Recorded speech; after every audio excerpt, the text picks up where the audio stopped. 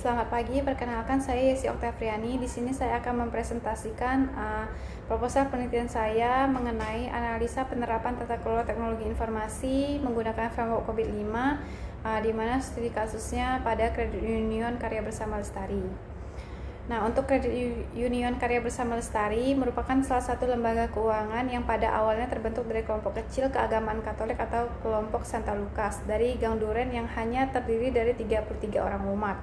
Nah, dari 33 orang umat ini berinisiatif membentuk sebuah lembaga untuk saling menolong atau dari segi keuangan itu dengan sistem pinjaman.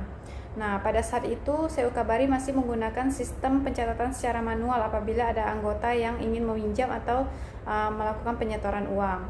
Nah, seiring dengan perkembangannya zaman di tahun 2013 ini CU Kabari mulai menggunakan sistem teknologi informasi yang dinamakan Sikundo. Nah, Sikundo itu sangat membantu pihak manajemen CU Kabari dari mulai pengajuan pinjaman sampai dengan penyetoran angsuran pinjaman anggota. Nah, di tahun 2023, CU Kabari terhitung memiliki 4.532 anggota dan menjadi koperasi terbesar di Bangka Belitung. Nah, dengan begitu, banyak anggota Sikundo sangat membantu pihak manajemen CU Kabari dalam hal melakukan pencarian data sehingga dapat melihat track record pinjaman anggota. Nah, dalam pengoperasiannya sendiri, Sikundo tidak luput dari berbagai masalah dan kekurangan dalam hal kredit atau pinjaman anggota. Nah, sistem ini belum bisa memberikan nilai skor kredit bagi calon anggota peminjam, dan pihak manajemen atau tim survei hanya menggunakan analisis pribadi atau secara manual dalam menentukan nilai skor kredit calon peminjam. Nah, di situ sehingga menimbulkan tingkat risiko kredit lalai. Nah, maka dari itu sistem Sikundo memerlukan pembaharuan dalam hal penilaian skor kredit calon peminjam untuk meminimalisir terjadinya kredit lalai. Nah, selanjutnya ini adalah rumusan masalah. Yang pertama yaitu kinerja pelayanan kredit dalam hal pinjaman. Yang kedua adalah tingkat kematangan tata kelola teknologi informasi perihal simpan pinjam. Nah, selanjutnya ini adalah tujuan penelitian. Nah, tujuan yang ingin dicapai yaitu untuk mengetahui kinerja layanan kredit pada CU Kabari saat ini. Yang kedua, untuk mendeskripsikan dan menjelaskan tingkat kematangan tata kelola teknologi informasi yang ada di CU Kabari.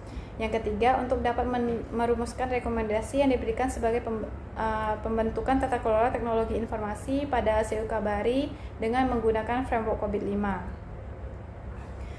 Nah, yang selanjutnya adalah manfaat penelitian.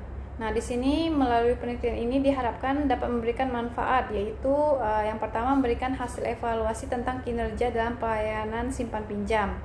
Yang kedua, memberikan hasil tingkat kematangan tata kelola teknologi informasi CU Kabari. Yang ketiga, mendapatkan sebuah rekomendasi dari hasil penelitian dalam pembentukan sebuah tata kelola teknologi informasi pada CU Kabari dengan menggunakan framework COVID-5. Nah, yang selanjutnya adalah objek penelitian. Di sini peneliti melakukan objek penelitian pada Kredit Union Karya Bersama Lestari yang berada di lokasi Jalan Ratna Raya Semabung Baru, Pangkal Pinang. Nah, CU Kabari ini merupakan salah satu koperasi terbesar di Kepulauan Bangka Belitung yang sudah berdiri sejak tahun 1989. Nah, di sini kenapa saya memilih Kredit Union Karya Bersama Lestari sebagai objek penelitian? Dikarenakan di sana belum terdapat tata kelola teknologi informasi yang mendukung atau memadai.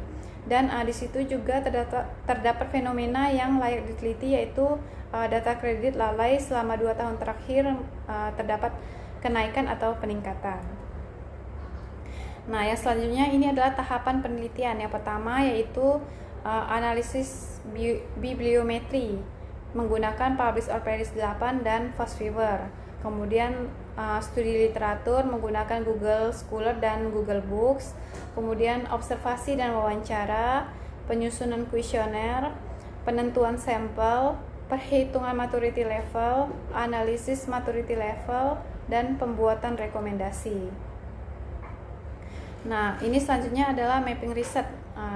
Mapping riset network visualization terkait dengan tata kelola teknologi informasi pada koperasi ditemukan 7 klaster, yaitu sebagai berikut. Yang pertama, klaster 1 yaitu terdiri dari 9 items, yaitu berbasis teknologi, data, dinas, Indonesia, pasar, pemerintah, perkembangan teknologi, tata kelola, dan usaha kecil.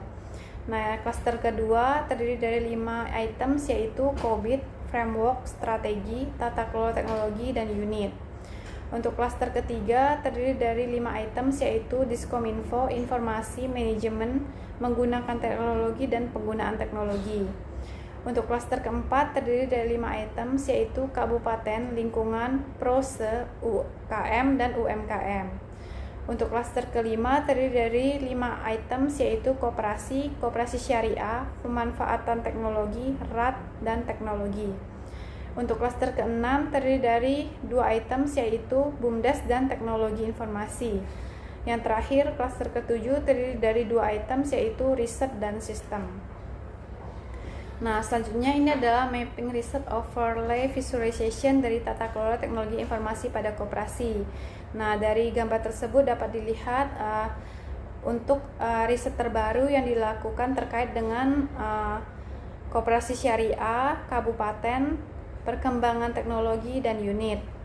Nah, dari mapping riset tersebut, penulis menyimpulkan bahwa untuk melakukan analisis penerapan tata kelola teknologi informasi pada koperasi itu sendiri dapat menggunakan framework COVID-5, dikarenakan hasil dari mapping riset tersebut tidak ditemukan penggunaan framework lainnya yang digunakan untuk penelitian yang terkait dengan tata kelola teknologi informasi pada koperasi.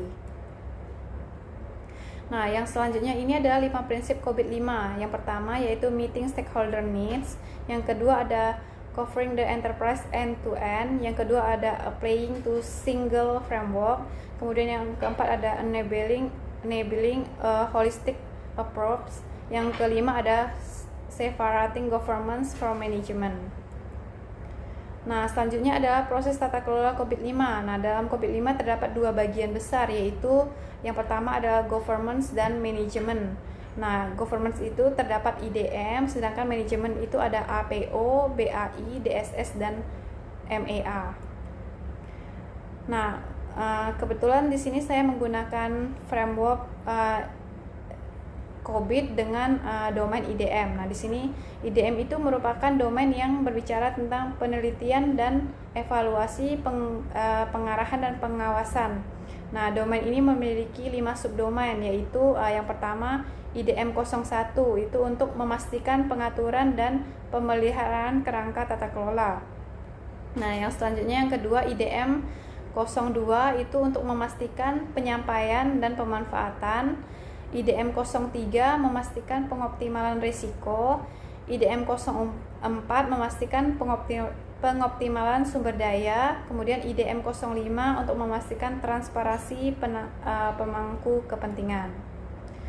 Nah, selanjutnya ini adalah perhitungan maturity level yang akan saya lakukan nanti berdasarkan hasil kuesioner yang dibagikan ke pihak manajemen di CU Kabari. Nah, perhitungan yang diperoleh dengan menghitungkan setiap jawaban yang diberikan oleh pihak manajemen CU Kabari akan dikalikan dengan setiap jawaban yang telah ditentukan dan kemudian dibagi dengan total pertanyaan. Nah, selanjutnya adalah metode pengumpulan data. Nah, di sini saya menggunakan 2 metode pengumpulan data, yaitu pengumpulan data primer dan pengumpulan data sekunder. Nah, untuk data utama atau primer didapatkan langsung pada saat di lapangan ketika saya melakukan observasi, wawancara dan pemberian kuesioner ke pihak manajemen CU Kabari.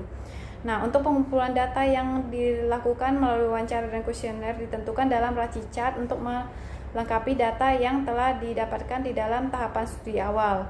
Nah, di sini saya melakukan wawancara kepada pihak manajemen di CU Kabari yang telah ditetapkan dengan racicat.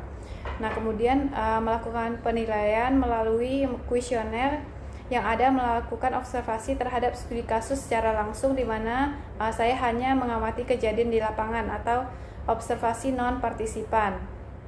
Nah, kemudian kuesioner yang berisi pertanyaan tertulis mengacu kepada framework COVID-5 dengan domain yang saya pilih tadi, yaitu IDM, dengan pengukuran tingkat kematangan dari hasil kuesioner berdasarkan model kematangan maturity level yang terdiri dari level 0 sampai dengan 5.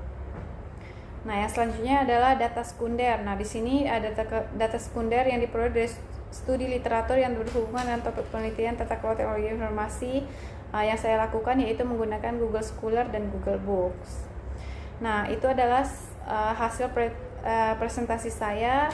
Sekian dan terima kasih.